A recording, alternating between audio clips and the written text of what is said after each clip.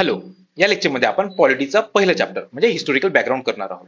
आता historical background म्हणजे काय, की आपल्याला माहिती आहे आपलं कॉन्स्टिट्यूशन कसं आहे, तर हे कॉन्स्टिट्यूशन इथपर्यंत आलं कसं काय, तर त्याची हिस्ट्री म्हणजे हिस्टोरिकल बॅकग्राऊंड. आता आपल्याकडे ब्रिटिशर्स होते ज्यांनी आपल्यावर राज्य केलं. तर ते जेव्हा राज्य करत होते तेव्हा त्यांनी काहीतरी रूल्स आणले, रेग्युलेशन्स आणले, ऍक्ट्स आणले, लॉज आणले. तर ते सगळं आपल्या कॉन्स्टिट्यूशनचं रूट आहे. तर हे सगळं वाचणं म्हणजे हिस्टोरिकल बॅकग्राऊंड.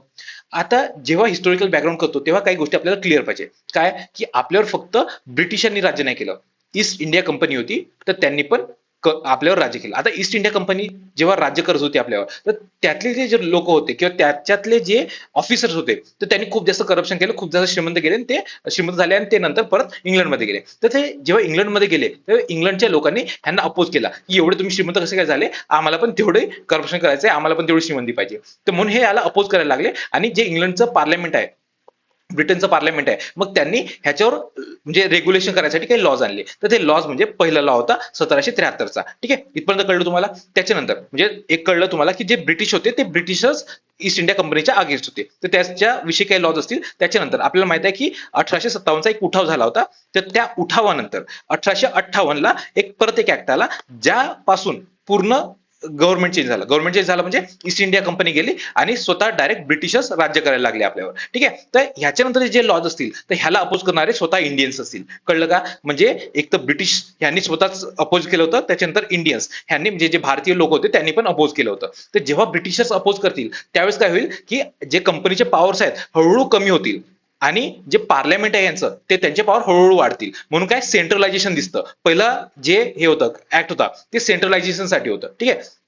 त्याच्यानंतर इंडियन्स जे होते, इंडियन्स काय मागणी करणार, की आम्हाला स्वतःसाठी ऑटोनॉमी पाहिजे, स्वतः स्वतः आम्ही रूल करणार. तर ते इंडियन्स मागणी करणार. त्याच्यासाठी आपण जेव्हा 1858 नंतरचे जे ऍक्ट्स बघतो तर त्याच्यामध्ये आपल्याला सगळेच्या सगळे फेडरलिझमकडे जातानाचे सगळे लॉज दिसतात. म्हणजे डिसेंट्रलाइज होताना आपण दिसतोय. ठीक आहे. आता मगाशी जेव्हा लेक्चर घेतलं, आपलं जे मेन डिटेलवाला लेक्चर घेतलं त्याच्यामध्ये हे दोन डायग्राम काढल्या होत्या, तर त्याच्यावरून तुम्हाला एकदम चांगलं करून जाईल. तर हे 1773ला जे पहिलं ऍक्ट आलं होतं तर त्याच्यामध्ये कंपनी आणि प्रांतांचे जे प्रांत किंवा प्रोव्हिन्सेस असतात तर त्यांचे पॉवर हळूहळू कमी होताना दिसतात आपल्याला. ठीक आहे. का? कारण की जे ब्रिटिश पार्लमेंट ऍक्ट करतंय कोणाच्या अगेन्स्ट, ईस्ट इंडिया कंपनीच्या अगेन्स्ट. म्हणून कंपनीचे आणि बाकीच्या प्रांतांचे हळूहळू पॉवर कमी होताना दिसेल. तुम्हाला जे काही इथे वाचू आपण, तुम्हाला हाच ट्रेंड दिसेल आणि ते आपण जेव्हा प्रॉपर रिव्हिजन करू ते तुम्हाला दिसून जाईल. ठीक आहे.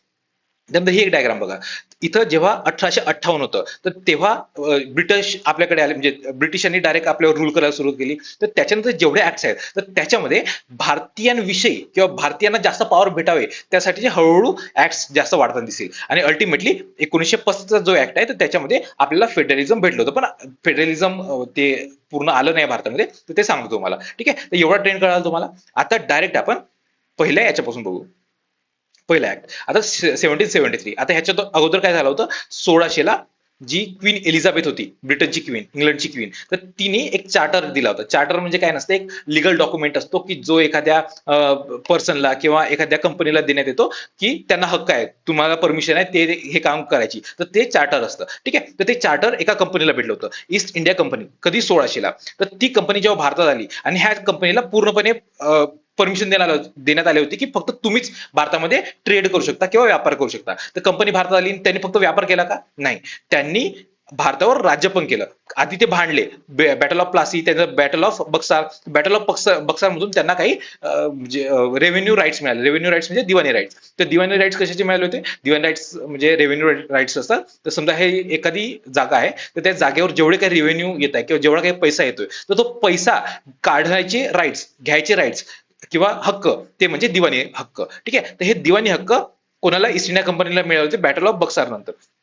आता ह्याच्याद्वारे जे इंग्लंडचे लोक होते किंवा कंपनीतले लोक होते ते खूप जास्त करप्ट झाले आणि खूप जास्त श्रीमंत झाले. म्हणून त्यांच्यावर रेग्युलेट करायसाठी आपली ब्रिटिश पार्लमेंटनी लॉज आणले. तो पहिला लॉ होता 1773चा. तर तो लॉ म्हणजे रेग्युलेटिंग ऍक्ट. आता हा जो रेग्युलेटिंग ऍक्ट होता तर हा सेंट्रलायझेशन विषय असणार आहे ऑब्व्हियसली, की आपल्या ब्रिटिशांना सेंट्रलाइज करायचे त्यांचा पॉवर. ठीक आहे. आणि जे कंपनी आहे त्यांचे पॉवर कमी करायचे आणि जे इतर प्रोव्हिन्सेस आहे तर त्यांचे पॉवर आणखी कमी करायचे. म्हणजे काय, आधी प्रोव्हिन्सेस कोणते होते, प्रोव्हिन्सेस किंवा प्रांत, हा बॉम्बे, त्याच्यानंतर मद्रास आणि हा बेंगाल. ठीक आहे. आता ह्या बेंगाल मधले त्यांना पॉवर मिळाला दिवाणीचा. तर त्या हा बेंगाल मधला जो पॉवर मिळाला, तर इथला जो गव्हर्नर होता त्याला गव्हर्नर जनरल बनवलं आणि इथले जे गव्हर्नर होते त्यांना गव्हर्नरच ठेवलं. तर हा गव्हर्नर जनरल बनला, म्हणजे ह्याचे पॉवर्स वाढले. ठीक आहे. आणि ह्यांचे पॉवर कमी झाले, ह्यांचे पॉवर कमी होऊन इकडे पॉवर गेले. ठीक आहे, आलं लक्षात. तर हा जो गव्हर्नर ऑफ बेंगाल होता, तो गव्हर्नर जनरल ऑफ बेंगाल झाला. त्यासोबत 4 जण आले. 4 जण म्हणजे हे एक्झिक्युटिव्ह काउन्सिलचे होते. आता एक्झिक्युटिव्ह म्हणजे काय असतं, की जे एक्झिक्यूट करतात, जे लॉ बनवत नाही पण एक्झिक्यूट करतात. आणि हे जे एक्झिक्यूट करणारे होते, म्हणजे जे कार्य करणारे होते, जसे की आता मोदीजी आहेत किंवा जे मंत्रिमंडळ आहे, तर ते म्हणजे एक्झिक्युटिव्ह आहे आपलं. आणि जे लॉ बनवलं आलं किंवा कायदे मंडळ म्हणजे काय, लेजिस्लेचर. ठीक आहे, ते वेगळं. आता तुम्हाला सांगतो की जोपर्यंत 1853 येत नाही तोपर्यंत लेजिस्लेचरचा विचार पण करायचा नाही. तुम्हाला काही प्रश्न आला लेजिस्लेचर विषयी किंवा कायदे मंडळाविषयी, तर 1853 येणारच नाही. सॉरी, 1853 पर्यंतचे जे ऍक्ट आहे तो येणार नाही. पहिला ऍक्ट येईल 1853चा. त्याच्या आधी जेवढे ऍक्ट आहे ते सगळ्या याच्यात फक्त एक्झिक्युटिव्ह आहे. ठीक आहे, तुम्ही असं एलिमिनेट करू शकता. तर आता अबाउट सेंट्रलायझेशन होतं, त्यानंतर इथं एक्झिक्युटिव्ह काउन्सिल होती, त्याच्यानंतर B+M म्हणजे बॉम्बे आणि मद्रास हे सबऑर्डिनेट झाले कशाला, गव्हर्नर जनरल ऑफ बेंगालला. ठीक आहे. त्याच्यानंतर SC म्हणजे सुप्रीम कोर्ट आलं कलकत्तामध्ये 1774 मध्ये कलकत्तामध्ये सुप्रीम कोर्ट आलं. आणि इथे प्रायव्हेट ट्रेड आणि ब्राईब घ्यायची नाही असं ठरलं. का बरं, कारण की जे ब्रिटनचे किंवा ईस्ट इंडिया कंपनीचे जे लोक होते किंवा जे ऑफिसर होते ते खूप जास्त करप्शन करून श्रीमंत झाले होते, त्यांचे पॉवर कमी करायसाठी इथं ट्रेड किंवा ब्राईब घ्यायची नाही असं टाकलं होतं. ठीक आहे, 1773चा ऍक्ट होता. त्याच्यानंतर काय झालं की इथलं जे सुप्रीम कोर्ट होतं, तर सुप्रीम कोर्टाचे ऍक्ट त्यांनी खूप जास्त काही स्पेसिफाय केले नव्हते किंवा ते कसं करणार काय करणार. तर त्याच्यामुळे सुप्रीम कोर्ट आणि जो गव्हर्नर जनरल ऑफ बेंगाल होता त्यांच्यामध्ये खूप जास्त कॉन्फ्लिक्ट झाले. ते कॉन्फ्लिक्ट सोडवण्यासाठी 1781चा ऍक्ट आला. त्याच्यामध्ये मोस्टली जे सुप्रीम कोर्ट आहे त्याच्यावर रिस्ट्रिक्शन लावण्यात आले. इथं बनवला, त्यानंतर 1781ला रिस्ट्रिक्शन करण्यात आले. एक सेकंद. ठीक आहे.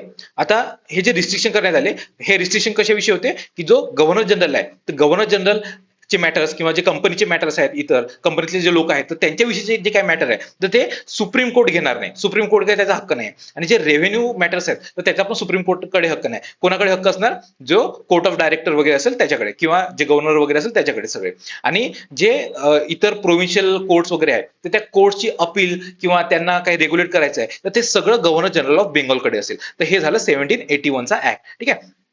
त्यानंतर पिट्स. आता पिट्स म्हणजे हा जो पीठ होता तो ब्रिटिश गव्हर्नमेंटचा मुख्यमंत्री नाही, काय म्हणतात, प्राईम मिनिस्टर होता. तर हा प्राईम मिनिस्टर होता पिट्स. आता झालं काय होतं की इथले जे लोक होते कंपनीमध्ये, कोर्ट ऑफ डायरेक्टर्स असतात ना, तर ते कोर्ट ऑफ डायरेक्टर्स सगळं कंपनीला रूल करत असतात. तर त्या कोर्ट ऑफ डायरेक्टर खूप जास्त माजले होते. त्याचा माज कमी करण्यासाठी पीठ आला. तो पीठ काय म्हणला की तुम्ही म्हणजे जो कोर्ट ऑफ डायरेक्टर आहे तर त्यांचा आपण माज कमी करू आणि बोर्ड ऑफ कंट्रोल पण काढू. ठीक आहे. मग त्यांनी 2 बॉडीज झाल्या, कोणता, कोर्ट ऑफ डायरेक्टर आणि बोर्ड ऑफ कंट्रोल. आता बोर्ड ऑफ कंट्रोल हा पॉलिटिकल गोष्टींसाठी होता, म्हणजे कोर्ट ऑफ डायरेक्टर हा कमर्शियल गोष्टींसाठी ठेवला. ठीक आहे, आलं इथे लक्षात. कमर्शियल गोष्टींसाठी COD. आता इथे लक्षात काय ठेवायचं, C कमर्शियल साठी COD तुम्ही कॅश ऑन डिलिव्हरी पण लक्षात ठेवू शकता. त्यानंतर पॉलिटिसाठी पॉलिटिकल किंवा ऍडमिनिस्ट्रेटिव्ह जेवढ्या काही गोष्टी होत्या ते BOC म्हणजे बोर्ड ऑफ कंट्रोल. हा पिट्स इंडिया ऍक्ट होता. ठीक आहे, म्हणजे त्यांचा माज उतरवला त्यांनी पिट्सनी. त्याच्यानंतर आला 1786चा. आता कॉर्नवॉलिस जो होता तर त्याला पॉवर द्यायचे होते, जे गव्हर्नमेंट. कॉर्नवॉलिस काय ऐकत नव्हता, मला गव्हर्नर जनरल बनायचं नाही. पण मग ब्रिटिश गव्हर्नमेंटने त्याला कसं बसं समजावलं आणि त्याला म्हटलं की हा तू बन, पण तुझ्यासाठी आम्ही एक्स्ट्रा काही प्रोव्हिजन करू. तर कॉर्नवॉलिस काय म्हटलं की ठीक आहे, मला तुम्ही ही जी एक्झिक्युटिव्ह काउन्सिल होती 4 जणांची, तर त्यांनी जो काही डिसिजन घेतला तो डिसिजनच्या अगेन्स्ट मी असेल तर त्याच्या अगेन्स्ट मला जाता यावा त्याचा व्हिटो द्या. ठीक आहे. तर हा ओव्हरराईड काउन्सिलचा त्यांनी एक व्हिटो दिला. त्याच्यानंतर जो कॉर्नवॉलिस होता तो गव्हर्नर जनरल तर बनलाच, सोबत त्याला कमांडर इन चीफ बनवलं. ठीक आहे. हा होता 1786चा. आता मेन ऍक्ट कसा आहे तो, हा 1793चा. हा आहे चार्टर ऍक्ट. चार्टर म्हणजे तुम्हाला सांगितलं होतं 1600ला त्या क्वीन एलिझाबेथनी चार्टर दिलं होतं, म्हणजे काय, काहीतरी लिगल डॉक्युमेंट दिलं होतं. तर हे जे हा तर रेग्युलेशनसाठी होता. त्यानंतर जे ऍक्ट येतील हे कंपनीसाठीचे असणार आहे. तर कंपनीसाठीचे 20-20 वर्षाचं त्यांना कंपनीला एक्सटेंड दिलं होतं की तुम्ही तिथे जाऊन ट्रेड करू शकता म्हणून. तर बघा, हा 1773 नंतर हा जो ऍक्ट आहे 1793चा 20 वर्षांनी आहे. त्यानंतर 1813चा 20 वर्षांनी, त्याच्यानंतर 20 वर्षांनी 1833, त्याच्यानंतर 20 वर्षांनी 1853चा. हे 20-20 वर्षांनी ते चार्टर आहे तो पुढे पुढे ढकलला होता, त्याच्यामुळे त्याला चार्टर ऍक्ट म्हणतात. तर हा 1793चा चार्टर ऍक्ट आहे. तर ओव्हररायडिंग काउन्सिल जे ह्याला कॉर्नवॉलिसला दिलं होतं, ते जे इतर गव्हर्नमेंट होते, इतर गव्हर्नर जनरल होते त्यांना पण जे काउन्सिल होती त्यांची एक्झिक्युटिव्ह काउन्सिल, तर त्याला ओव्हरराईड करण्याचा हक्क दिला. त्यानंतर बीओसी जो बोर्ड ऑफ कंट्रोल होता, तर त्याला त्याचे जेवढे काही पैसे होते, त्यांना जे काही पैसे मिळणार होते, तर ते पैसे भारतीयांच्या पैशातून मिळणार, भारतीयांकडून जे रेव्हेन्यू आला तर त्याच्यातून हे पैसे यांना मिळणार होते, असं 1793 ऍक्ट मध्ये सांगितलं. त्याच्यानंतर तुम्हाला कळतंय का, इथं जो हे होता काय म्हणतात कंपनी होती, तर कंपनीचे पॉवर हळूहळू कशी कमी होत आहेत.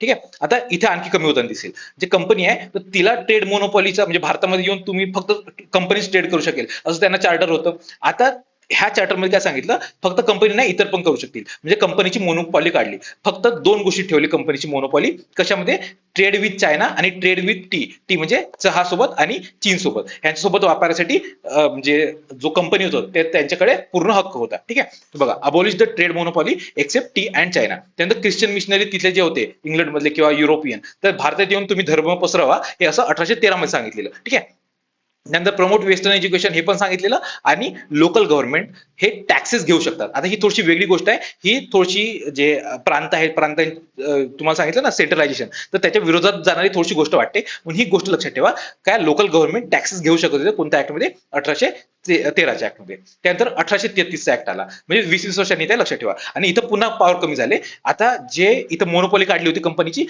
पण ह्या चहा आणि चायनासोबत ठेवली होती, पण ह्या ऍक्टमध्ये काय केलं, चहा आणि चायना यांच्यासोबत पण काढून घेतली आणि पूर्णपणे सेंट्रलायझेशन करून घेतलं. ठीक आहे, आता ह्याच्यामध्ये काय झालं, जो गव्हर्नर जनरल ऑफ बेंगाल होता तो गव्हर्नर जनरल ऑफ इंडिया झाला, म्हणजे पूर्णपणे सेंट्रलाइज झालं, पूर्णपणे पॉवर एकाच्या हातात आली, इंडिया झाला ना. म्हणजे ह्याचा अर्थ काय की जे बॉम्बे आणि मद्रास प्रोव्हिन्स मधले जे गव्हर्नर असतात तर त्यांचे पूर्ण लेजिस्लेटिव्ह पॉवर काढून घेतले. ठीक आहे, त्याच्यानंतर हे पूर्ण ऍडमिनिस्ट्रेटिव्ह बॉडी झाली आणि अटेम्प्ट कशाचा, ओपन कॉम्पिटिशनचा करण्यात आला. ओपन कॉम्पिटिशनचा का बरं, कारण की ह्याच्या आधी फक्त कंपनीतले जे लोक होते कोर्ट ऑफ डायरेक्टर, तर ते जे सिव्हिल सर्वंट किंवा तेव्हाचे जे IAS म्हणू शकतो आपण त्यांना, तर त्यांना हे अपॉइंट करायचे होते. आणि हे जे कोर्ट ऑफ डायरेक्टर किंवा कंपनीचा माज आणखी उतरवण्यासाठी त्यांनी ओपन कॉम्पिटिशन काढली आणि ह्याच्यामध्ये सांगत होते की भारतीयांना घ्यावं.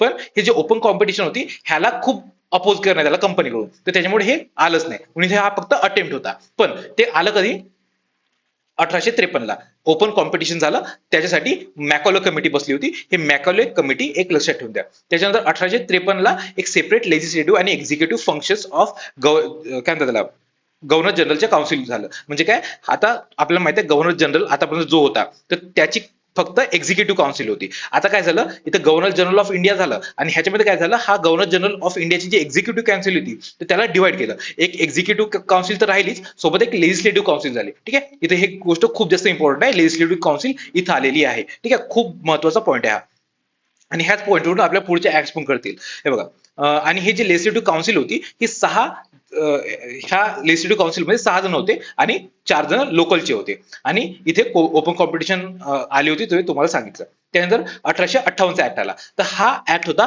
पूर्ण पॉवर ट्रान्सफर विषयी, कारण की आपल्याला माहिती आहे 1857 ला एक उठाव झाला होता मंगल पाटणीचा वगैरे, तर त्याच्यानंतर 1858 ला पूर्ण पॉवर ट्रान्सफर झालं. आणि जो ईस्ट इंडिया कंपनी होती तर ईस्ट इंडिया कंपनी पूर्ण गेली आणि त्याच्या जागी आले ब्रिटिशर्स. आता ब्रिटिशर्स आले तर ते पूर्ण आपल्याकडचं काम कोणाच्या नावावर चालणार, ब्रिटिशांचं. तिथला जो राजा आहे किंवा राणी आहे तिच्या नावावर, म्हणजे हर मॅजेस्टी. ठीक आहे, त्याच्यानंतर इंडियन डबल गव्हर्नमेंट. आता डबल गव्हर्नमेंट हे कुठं आलं होतं, जे पिट्स इंडिया ऍक्ट होते तर तिथे डबल गव्हर्नमेंट आलं होतं. जे कमर्शियल आणि पॉलिटिकल फंक्शन वेगवेगळे केले होते त्याला त्यांनी डबल गव्हर्नमेंट म्हटलं होतं, आणि ते डबल गव्हर्नमेंट इथं एंड केलं. का बरं, कारण की हे डबल गव्हर्नमेंट त्यासाठी होतं, जो कंपनी होता त्याचा माज उतरवण्यासाठी. आता कंपनीच गेली तर त्यांचा माज काय राहिला, ठीक आहे ना, तर मग हे डबल गव्हर्नमेंट पण राहिली नाही. त्याच्यानंतर आला गव्हर्नर जनरल ऑफ इंडिया. तर तो म्हणजे गव्हर्नर जनरल ऑफ इंडिया जो की 1833 ला बनला होता, तर तो आता चेंज होऊन तिथं व्हॉइसरॉय बनलेला आहे. ठीक आहे, एवढी गोष्ट लक्षात ठेवा. आता व्हॉइसरॉय बनला हा आहे कॅनिंग, लॉर्ड कॅनिंग.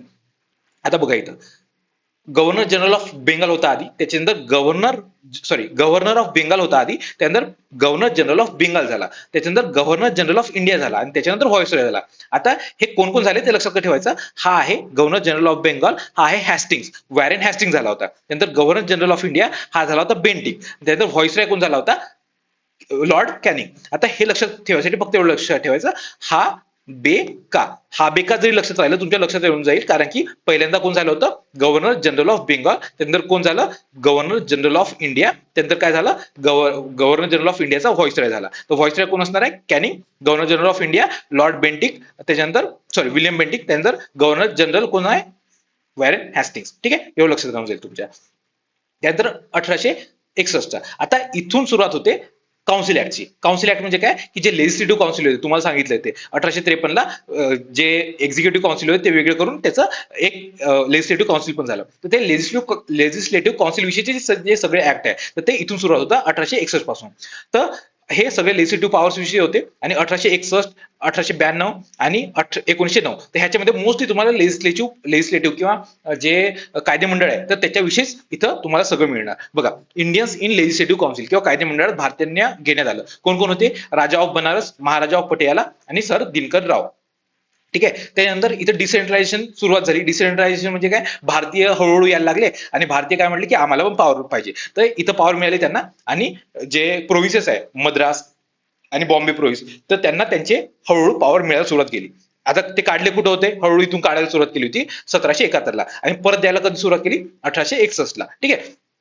तर ते डिसेंट्रलायझेशन सुरू झालं. बॉम्बे आणि मद्रासचे पॉवर त्यांना परत मिळाले. त्यानंतर लेजिस्लेटिव्ह काउन्सिल कुठं जे बेंगाल होतं तिथं 1862 ला आलं. त्यानंतर नॉर्थ वेस्ट प्रोव्हिन्स होतं तिथं 1886 ला आलं. त्यानंतर पंजाब इथं 1897 ला आलं. तर ही क्रोनॉलॉजी लक्षात ठेवून द्या. ठीक आहे. बेंगाल, नॉर्थ वेस्ट प्रोव्हिन्स आणि पंजाब. आता हे लेजिस्लेटिव्ह काउन्सिल नवीन आले. त्याच्या अगोदर कोणते? जे बॉम्बे आणि मद्रास तर होतेच ऑलरेडी. त्यानंतर पोर्टफोलिओ सिस्टीम आणली कॅनिंगने. पोर्टफोलिओ सिस्टीम म्हणजे काय, आता आपल्याकडे जे मंत्री आहेत, जे होम मिनिस्टर आहे कोण? अमित शहाजी. त्याच्यानंतर फायनान्स मिनिस्टर कोण? निर्मला सीतारामन. तर हे ह्याला पोर्टफोलिओ म्हणतात. हे पोर्टफोलिओ सिस्टीम कोणी? लॉर्ड कॅनिंगनी काढली होती. हा लॉर्ड कोण आहे? तोच व्हॉइसरॉय. ठीक आहे. त्यानंतर ऑर्डिनन्सेस. ऑर्डिनन्सेस म्हणजे काय, की एखादे एक्झिक्युटिव्ह आहे तर तो लेजिस्लेचरचे काम करतो. जेव्हा लेजिस्लेचर किंवा कायदेमंडळ असतं नाही, अस्तित्वात नसतं, तर त्यावेळेस जो एक्झिक्युटिव्ह असतो तर तो हे सगळे लॉज आणत असतो. तर त्याला ऑर्डिनन्स म्हणतात. ठीक आहे. आपल्याकडे कोण काढते ऑर्डिनन्सेस? गव्हर्नर आणि जो प्रेसिडेंट आहे तो. ठीक आहे. इथं ते ऑर्डिनन्सची सिस्टीम आली 1861 ला. त्यानंतर 1892 ला काय झालं, की परत लेजिस्लेटिव्ह पॉवर हळूहळू वाढवले. आता काय झालं, की बजेट डिस्कस करू शकतो. आता 1892च्या आधी काय झालं होतं? 1885 ला आपली काँग्रेस आली होती. काँग्रेसचा जन्म झाला आणि काँग्रेसने खूप जास्त डिमांड ठेवल्या. त्या डिमांड थोड्याफार अकोमोडेट करायसाठी तिथे लेजिस्लेटिव्ह काउन्सिलमध्ये आपला बजेट डिस्कस करत होता. फक्त डिस्कस करत होतं, जास्त काही नाही. ठीक आहे. आता त्याच्यामध्ये पण किती करता येत होता, काय करता येत होतं ते खूप डिबेटेबल गोष्ट आहे. पण आपल्याला एवढं लक्षात ठेवा की आपले पॉवर्स हळूहळू वाढत आहेत. ठीक आहे. आता आपल्याला बजेट डिस्कस करता येत आहे. आता आणि आणखी गोष्ट म्हणजे काय, जे हे लेजिस्लेटिव्ह काउन्सिल होती त्याच्यामध्ये नॉमिनेशन पण आलं. कोणाचं? जे सेंट्रल लेजिस्लेटिव्ह काउन्सिल होती म्हणजे दिल्लीमधली किंवा जे बेंगालमधली सरकार होती, जी मेन गव्हर्नमेंट होती सेंट्रलवाली, तर तिथे जे प्रोव्हिन्शियल लेजिस्लेटिव्ह काउन्सिल होते तिथले पण नॉमिनी असणार आहे आणि जे बेंगाल बीसीसी म्हणजे एक काय म्हणतात ट्रेड बॉडी होती तर तिचे पण नॉमिनेशन असणार आहे. ठीक आहे. ह्या दोघांचे नॉमिनेशन होते. त्यानंतर पीएलसी म्हणजे प्रोव्हिन्शियल लेजिस्लेटिव्ह काउन्सिल, तर ह्यांच्यामध्ये पण काही नॉमिनेशन आले वेगवेगळ्या ट्रेड बॉडीज किंवा लोकल बॉडीज कडून इथे पण नॉमिनेशन येत होते. ठीक आहे. तर हे नॉमिनेशन सिस्टीमचं 1892 ला सुरू झाली आणि इथं जे इनडायरेक्ट इलेक्शन हळूहळू यायला लागले होते पण त्यांनी इलेक्शनचा इथं उच्चार पण काढला नव्हता. ठीक आहे. उच्चार कधी काढला इलेक्शनचा? ह्याच्यामध्ये 1909 मध्ये. आता 1909 ला मोर्ले मिंटो रिफॉर्म्स म्हणतात. आता मोर्ले मिंटो रिफॉर्म्सच्या आधी काय झालं होतं, की आपल्याकडे स्वदेशी मुवमेंट झाली होती आणि स्वदेशी मुवमेंट सोबतच एक आगा खान होता. तो आगा खान मिंटोला जाऊन मिळाला होता किंवा भेटला होता आणि त्याला म्हटला की आम्हाला वेगळं सेपरेट इलेक्टोरेट पाहिजे. सेपरेट इलेक्टोरेट म्हणजे काय, की जे मुस्लिम्स असतील तर ते ज्या जागेवर निवडून येणार किंवा त्यांच्यासाठी ज्या जागा असणार तिथं फक्त मुस्लिम्स व्होट करणार. ठीक आहे. तर हे म्हणजे सेपरेट इलेक्टोरेट. आता ते आगा खान मिळाला होता कधी? 1909च्या आधी. म्हणजे 1909चा जो ऍक्ट आहे तिथं कम्युनल इलेक्टोरेट असणार आहे. ठीक आहे. बघा, जे कुठे गेलं, हा कम्युनल रिप्रेझेंटेशन टू मुस्लिम, तर हे इथंच होतं आणि जो मिंटो होता तर त्याला म्हणतात फादर ऑफ कम्युनल इलेक्टोरेट. ठीक आहे. त्याच्यानंतर पीएलसी म्हणजे प्रोव्हिन्शियल लेजिस्लेटिव्ह काउन्सिल, तर तिथे नॉन ऑफिशियल मेजॉरिटी सांगण्यात आली. नॉन ऑफिशियल मेजॉरिटी म्हणजे काय, की आता तिथं जे ब्रिटिश काउन्सिल होतं तर त्याच्यामध्ये ब्रिटिश म्हणजे इंडियन काउन्सिल होतं तर त्याच्यामध्ये दोन प्रकारचे लोक होते. एक म्हणजे स्वतः ब्रिटिशांनी अपॉइंट केलेले आणि इतर पण अपॉइंट ब्रिटिशच करत होते, पण जे ब्रिटनचे एकदम खूप जास्त लॉयल नव्हते तसे वगैरे त्याला आपण नॉन ऑफिशियल म्हणतो आणि ऑफिशियल म्हणजे जे ब्रिटिशांनी स्वतः अपॉइंट केलेले होते. ठीक आहे. तर ती जी नॉन ऑफिशियल मेजॉरिटी होती तर त्याच्यामध्ये इंडियन्स वगैरे पण होते. तर त्या इंडियन्सचा हळूहळू म्हणजे सहभाग वाढवला होता. कुठं? फक्त प्रोव्हिन्शियल लेजिस्लेटिव्ह काउन्सिलमध्ये. पण जे सेंट्रल लेजिस्लेटिव्ह काउन्सिल होतं तिथं नाही वाढले, फक्त इथे वाढले. त्यानंतर इनडायरेक्ट इलेक्शन इथं इंट्रोड्यूस करण्यात आले होते. ही एक गोष्ट लक्षात ठेवा, कुठे इंट्रोड्यूस करण्यात आले, कारण की ही एकदम नवीन गोष्ट आहे इनडायरेक्ट इलेक्शन त्या वेळेसाठीची. तर हे इथं इंट्रोड्यूस करण्यात आले 1909 ला. त्याच्यानंतर इंडियन्स इन एक्झिक्युटिव्ह काउन्सिल हा एसपीसी ना पहिल्यांदा आले आणि इंडियन्स इन लेजिस्लेटिव्ह काउन्सिल कधी? 1861 ला आले होते. बघा, हे तिघ जण आणि पहिल्यांदा एक्झिक्युटिव्ह काउन्सिल मध्ये इंडियन कोण आले होते? एसपीसी ना हे 1909 ला. ठीक आहे. त्यानंतर कम्युनल रिप्रेझेंटेशन हे तुम्हाला सांगितलं. त्यानंतर 1919चा ऍक्ट. आता ह्याच्या आधी काय, 1919च्या आधी वर्ल्ड वॉर झाला होता, त्यानंतर होम रूल आली होती. तर ह्या ज्या गोष्टी घडल्या होत्या त्याच्यामुळे त्याचा सगळा इम्पॅक्ट याच्यावर दिसतोय आपल्याला. आता होम रूल म्हणजे ते जे प्रोव्हिन्सेस आहे, प्रोव्हिन्सेसला ते ऑटोनॉमी मागत होते, पण जे सरकार आहे किंवा जे ब्रिटिश गव्हर्नमेंट होते त्यांनी पूर्ण ऑटोनॉमी नाही दिली. ऑटोनॉमी म्हणजे स्वायत्तता दिली नाही, त्यांनी काय डायरकी दिली. आता डायरकी हे प्रोव्हिन्सेस मध्ये दिली. आता डायरकी म्हणजे काय, दोन प्रकारचे पॉवर, एक ट्रान्सफर्ड आणि रिझर्व. रिझर्व म्हणजे काय, स्वतःकडे असणारे. ट्रान्सफर्ड म्हणजे काय, स्वतःकडे जे होतं ते दुसऱ्याला द्यायचं. आता रिझर्व हे गव्हर्नरकडे आधी सगळे पॉवर होते, तर ते पॉवर प्लस एक्झिक्युटिव्ह काउन्सिल, तर हे जे आहे हे रिझर्व राहिले. आणि जे गव्हर्नर आणि जे मिनिस्टर्स होते, मिनिस्टर म्हणजे जो इंडियन्स किंवा जे इतर जो लोक जे निवडून गेलेले, तर ते तिथल्या लेजिस्लेचरला काय म्हणतात त्याला, अकाउंटेबल होते. तर ते दोघं मिळून ट्रान्सफर्ड जे सब्जेक्ट होते त्याच्यावरचे लॉ बनवायचे किंवा एक्झिक्यूट करायचे लॉ, तर त्याला म्हणतात डायआरकी. ठीक आहे, हे डायआरकी हे प्रोव्हिन्सेस मध्ये आली. त्याच्यानंतर सेपरेट प्रोव्हिन्शियल आणि सेंट्रल बजेट झाले. ही गोष्ट इथं लक्षात ठेवा, प्रोव्हिन्शियल आणि सेंट्रल बजेट हे आतापर्यंत वेगवेगळे नव्हते, इथं पहिल्यांदा वेगळे झाले. म्हणजे काय, जे आपले बॉम्बे, मद्रास किंवा इतर जे प्रोव्हिन्सेस होते त्यांच्या हळूहळू पॉवर वाढत आहे. लक्षात येत आहे का, डिसेंट्रलाइज कसं होत आहे. त्याच्यानंतर बायकॅमेरलिझम आलं सेंटरमध्ये. बायकॅमेरलिझम म्हणजे आता जे आपल्याकडे राज्यसभा, लोकसभा हे दोन हाऊसेस आहे, त्याला बायकॅमेरल म्हणतो. ठीक आहे, राज्यसभा काय रिप्रेझेंट करतं, जे आपले स्टेट्स आहेत, राज्य आहेत, तर ते रिप्रेझेंट करतं राज्यसभा. तसं इथं बायकॅमेरल होतं, तिथे एक राज्यसभा होती, राज्यसभा नव्हते म्हणत पण राज्यसभा समजून घ्या. ठीक आहे, राज्यसभा होती आणि तिथे जे बाकीचे प्रोव्हिन्सेस होते तिथले लोक इथं जात होते. म्हणजे काय, आणखी प्रोव्हिन्सेसचे पॉवर हळूहळू वाढत आहे. ठीक आहे. त्यानंतर एक्सपांडेड कम्युनल इलेक्टोरेट. आता इथे आणखी वेगवेगळ्या प्रकारच्या लोकांना इथे इलेक्टोरेट मिळालं, जसं की सिख होते, ख्रिश्चन होते, अँग्लो इंडियन्स होते, त्याच्यानंतर युरोपियन्स होते. तर अशा लोकांना इथे कम्युनल इलेक्टोरेट मिळालं. कम्युनल इलेक्टोरेट तुम्हाला सांगितलं होतं, इथे आलं होतं आणि ते काय होतं तुम्हाला ऑलरेडी सांगितलेलं आहे. त्यानंतर 1935चा ऍक्ट आला. हा, आणखी गोष्ट महत्वाची, खूप महत्वाची गोष्ट, इथे पब्लिक सर्व्हिस कमिशन आलं होतं. आणि ह्या वर्षी याच्यावर प्रश्न येऊ शकतो, पब्लिक सर्व्हिस कमिशन कोणत्या ह्याच्यात सगळ्यात आधी आलं होतं, तर हे आलं होतं 1919ला. कारण की आता युपीसीला 100 वर्ष पूर्ण झालेली आहेत. ठीक आहे.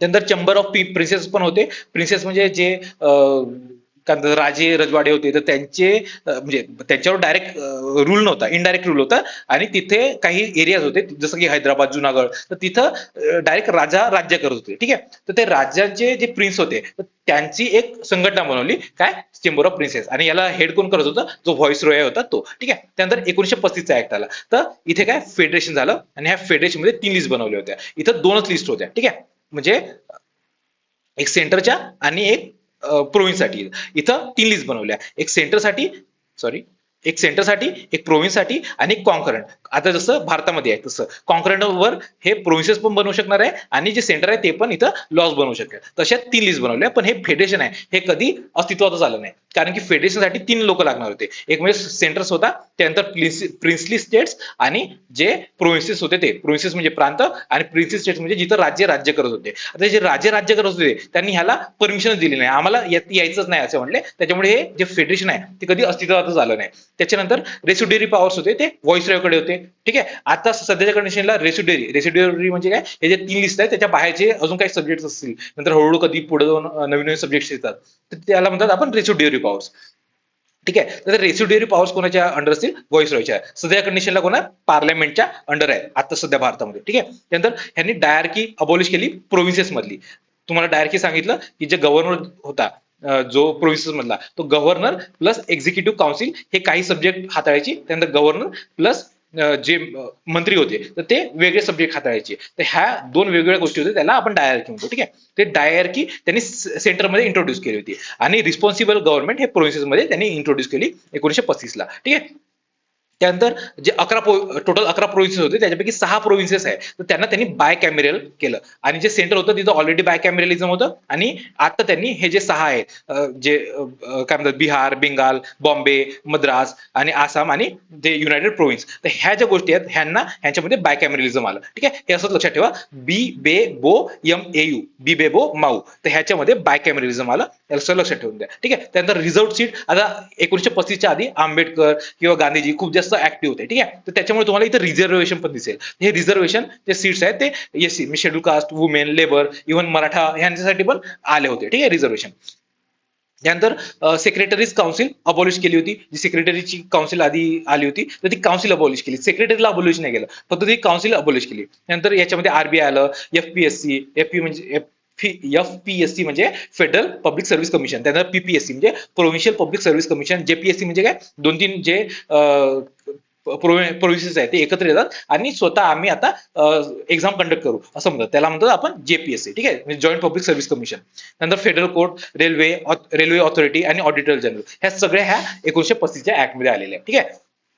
त्यानंतर 1947, आता हा ऍक्ट होता म्हणजे पूर्ण आपल्या भारताला स्वातंत्र्य मिळणार होतं. आता ह्याच्यामध्ये त्यांनी 2 डॉमिनियन तयार केले, म्हणजे पूर्ण स्वातंत्र्य दिलंच पण ऍज अ डॉमिनियन म्हणून दिलं होतं स्टार्टिंगला, नंतर पूर्ण पॉवर ट्रान्सफर केली. आता डॉमिनियन कशासाठी तयार केलं, डॉमिनियन म्हणजे काय, काही नाही, हा भारत स्वातंत्र्य असणारच आहे पण त्याच्यावर ज्या साईन लागतील, कोणतेही काही केलं तर ते ब्रिटिश सरकारच्या किंवा ब्रिटिशचा जो मोनार्क असतो, मोनार्क किंवा राजा राणी जे काय असेल तर त्याचे साईन भारताच्या याच्यावर लागेल, बाकी काही नाही, ते त्यांच्याकडे पॉवर नसणार आहे, फक्त ते साईनसाठी असतील. ठीक आहे, तर ते डॉमिनियन म्हणतो. तर ते 2 डॉमिनियन तयार केले, भारत आणि पाकिस्तान. आता त्यामध्ये व्हॉइसरॉय नव्हता, व्हॉइसरॉय कट केला, त्या जागी गव्हर्नर जनरल आला आणि पहिला गव्हर्नर जनरल कोण होता, लॉर्ड माउंटबॅटन, भारताचा. ठीक आहे, लक्षात ठेवा ही एक फॅक्ट. त्यानंतर सेक्रेटरी काढला आणि इथं सेक्रेटरी काउन्सिल काढली होती आणि इथे डायरेक्ट सेक्रेटरीलाच काढलं. त्यानंतर गव्हर्नर्स ऑफ इच डॉमिनियन हे 1935च्या ऍक्ट नुसार चालायला लागलं. ठीक आहे, जोपर्यंत कॉन्स्टिट्यूशन बनत नाही तोपर्यंत 1935च्या ऍक्ट नुसार आपलं सगळं गव्हर्नन्स चालेल. तर असं ह्या ऍक्ट मध्ये सांगितलं होतं.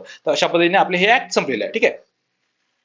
आता एक इंटरिम गव्हर्नमेंट बनली होती 1946ची. त्याचे हे काही व्यक्ती आहेत ते आपल्याला माहिती पाहिजे. जे जवाहरलाल नेहरू होते तर ते ह्या इंटरिम गव्हर्नमेंटचे व्हाईस प्रेसिडेंट होते. ठीक आहे. आता एक मिनिट. हा, तर व्हाईस प्रेसिडेंट होते आणि प्रेसिडेंट कोण होते, मग जे व्हाईसरॉय होते ते. ठीक आहे, आणि हे एक्सटर्नल अफेअर्स आणि कॉमनवेल्थ तो पण पोर्टफोलिओ यांच्याकडे होत्या. सरदार पटेलकडे होम, इन्फॉर्मेशन आणि ब्रॉडकास्टिंग होतं. राजेंद्र प्रसाद यांच्याकडे फूड अँड ऍग्रिकल्चर होतं. लियाकत अली खान यांच्याकडे फायनान्स होतं. आणि हे गोष्ट लक्षात ठेवा, फायनान्स. ठीक आहे, कारण की फायनान्स मिनिस्टरवर सध्या म्हणजे one of the longest serving finance minister आपल्या निर्मला सीतारामन बनत आहे, त्यामुळे हे फायनान्स मिनिस्टर लक्षात ठेवा. लियाकत अली खान होता कशाचा, पहिला इंटरिम गव्हर्नमेंट होतं त्याचं. त्यानंतर जॉन मथाई आहे इंडस्ट्रीज अँड सप्लाईज. त्यानंतर सी राजगोपालचारी आहे, ते एज्युकेशन आणि आर्ट साठी होते. त्यानंतर जे आपलं पहिलं कॅबिनेट बनलं होतं इंडिपेंडेंट इंडियामध्ये, तर त्याचे हे जे 14 होते ते 14 आपल्याला लक्षात पाहिजे, याच्यावर म्हणजे बऱ्याचदा काही विचारू शकतात. बघा, जवाहरलाल नेहरू होते, ते प्राईम मिनिस्टर बनले. त्यानंतर एक्सटर्नल अफेअर्स आणि कॉमनवेल्थ आणि सायंटिफिक रिसर्च, तर हे नेहरूकडे होते. ठीक आहे, सायंटिफिक रिसर्च पण लक्षात ठेवा नेहरूकडे होतं. त्यानंतर सरदार पटेल आहे, ते होम मिनिस्ट्री, इन्फॉर्मेशन ब्रॉडकास्टिंग आणि स्टेट्स, जे वरती होतं सेम. ठीक आहे, फक्त स्टेट्स यांच्याकडे एक्स्ट्रा आलं. त्याच्यानंतर राजेंद्र प्रसाद होते, फूड आणि ऍग्रिकल्चर त्यांच्याकडे आलं. अब्दुल कलाम आझाद त्यांच्याकडे एज्युकेशन आलं. त्याच्यानंतर जॉन मथाई यांच्याकडे रेल्वे आणि ट्रान्सपोर्ट आलं. जे चेट्टी होते त्यांच्याकडे फायनान्स आलं. हे गोष्ट लक्षात ठेवा इथं, कारण की तुम्हाला सांगितलंय शंगुमम चेट्टी हे फायनान्स होतं आणि इथे लियाकत अली खान यांच्याकडे फायनान्स होतं. ह्या दोन्ही गोष्टी लक्षात ठेवा. आंबेडकरांचं आपल्याला माहितीच आहे, लॉ होते. त्यानंतर जगजीवन राम लेबर, त्यानंतर राजकुमार अमृत कौर. हा, ही एक गोष्ट लक्षात ठेवा, कारण की ह्या एकमेव त्यावेळेच्या फिमेल मिनिस्टर होत्या. कोण, अमृत कौर, राजकुमारी अमृत कौर हेल्थ मिनिस्टर होत्या. ही एक फॅक्ट इम्पॉर्टंट आहे, लक्षात ठेवा. त्यानंतर सरदार बलदेव सिंग डिफेन्ससाठी, CH भाभा ते कॉमर्ससाठी, त्याच्यानंतर रफी अहमद किडवाई हे कम्युनिकेशनसाठी, SP मुखर्जी हे इंडस्ट्रीज आणि सप्लायसाठी आणि VN गाडगिल हे वर्क्स, माइन्स आणि पॉवरसाठी. तर हे असं आपलं पूर्ण रिव्हिजन संपलेलं आहे हिस्टॉरिकल बॅकग्राऊंड.